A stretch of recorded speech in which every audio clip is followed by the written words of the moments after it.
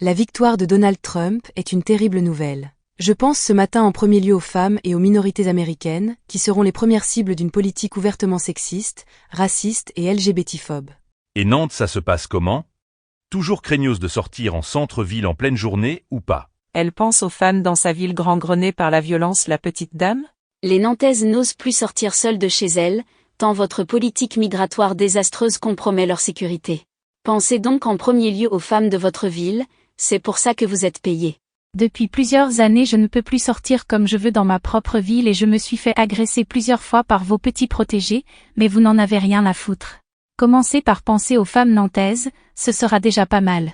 Je pense ce matin en premier lieu aux femmes nantaises qui sont depuis 10 ans les premières cibles d'une politique ouvertement pro-immigration. Vous pensez aux femmes de Nantes qui se font agresser par toutes vos chances? Les restaurants de ta ville sont obligés de réserver des taxis dès la tombée de la nuit pour éviter que leurs clientes ne se fassent dans tes rues dégueulasses par un trou du cul de migrants édentés.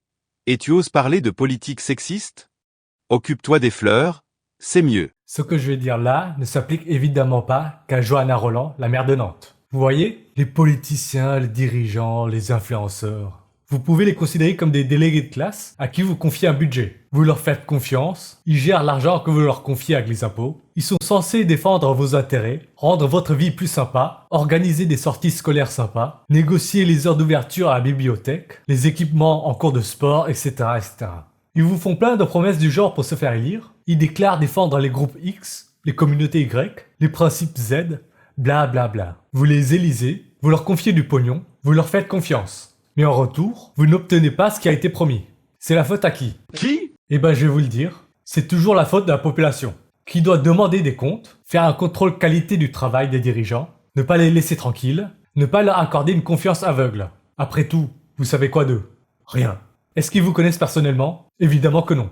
Et ne vous imaginez pas que seuls les dirigeants actuels sont adeptes du service minimum rendu, voire du service non rendu. Vous auriez élu d'autres personnes, ça aurait donné la même chose. Le contrôle qualité entre guillemets, des gens à qui vous confiez votre thune, doit être permanent et personne ne doit faire exception.